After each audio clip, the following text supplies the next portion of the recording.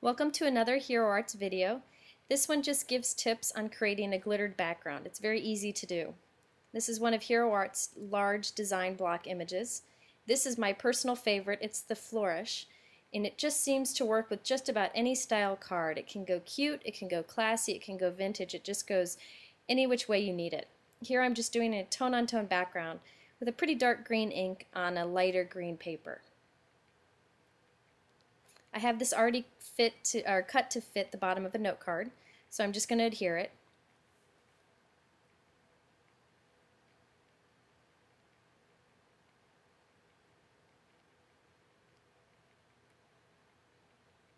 This is one of my favorite tree stamps. Actually, it comes in a set of 4. This one in particular is my favorite. And thank goodness I used an adhesive that easily moves, because I realized I didn't leave enough room for my tree to be stamped. Minor detail. So I just took it off and I stamped the tree with a black ink. Now I'm going to adhere this underneath my tree now that it has enough room, and I'll just cut the extra off.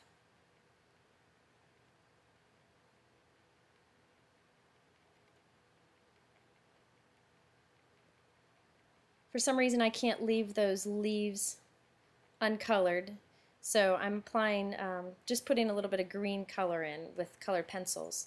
And even though the note card is like a light blue color, if you color dark enough, you can make the green hide the blue.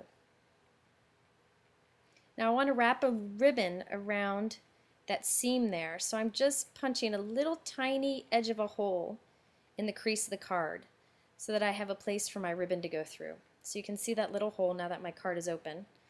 And you have to excuse me, I got in a fight with a little paper brad today, and the brad won, and it did a number on my thumb. So I've got this big clunky band-aid that's not making this ribbon easy to do.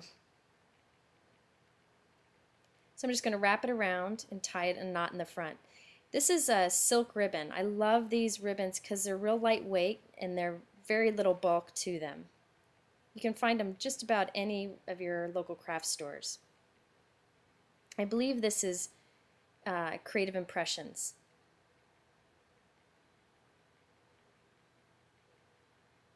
You can see the knot gets real small, so you don't have to worry about it going through the mail.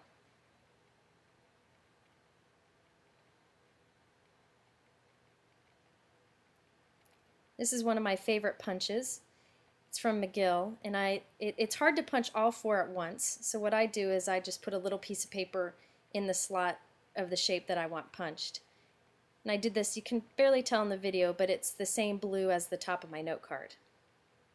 You can tell I use this thanks image quite a bit. It's just a good basic font that works with any style card. Just stamping it with black ink right onto that piece. Sorry, my hair got in the way there.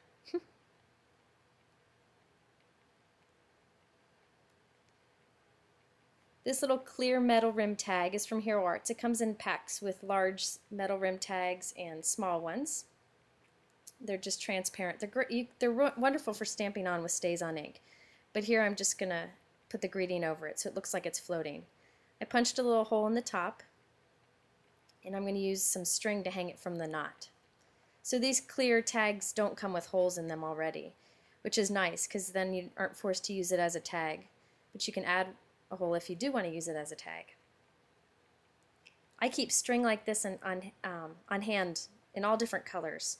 For me, it's easier than working with embroidery floss, which tends to fray, and this is very inexpensive and great for using on any kind of card.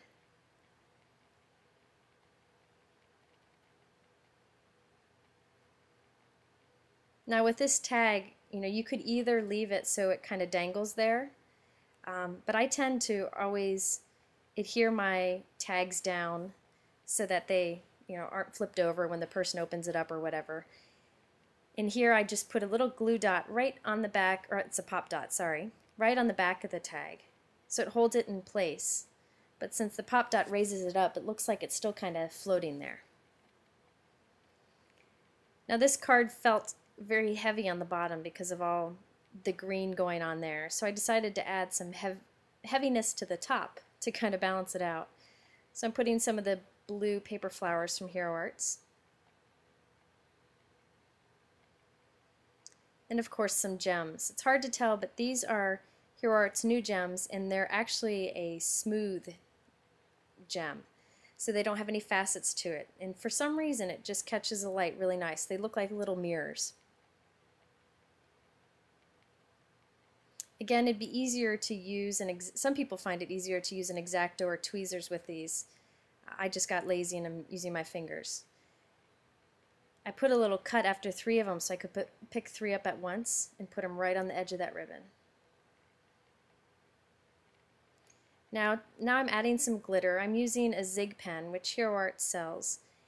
And I'm just kind of tracing along here and there on the flourish. Now you could do this part ahead of time. For some reason I decided to wait till the end. Not sure why, but I'm doing the glitter, putting that glitter right on over a piece of scrap paper that had been folded so there's a crease in it.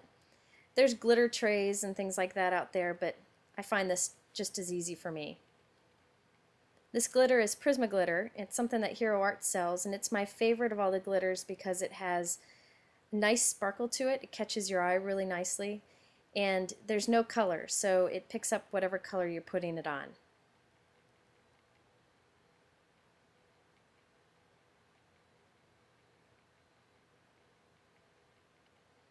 I'm not completely covering the green here because I want some of the ink to show through. I'm just kind of highlighting parts of it.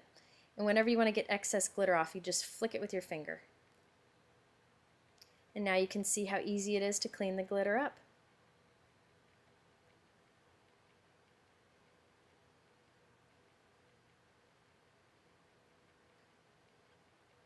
And there you have it. A simple glittered background card. Thanks for watching.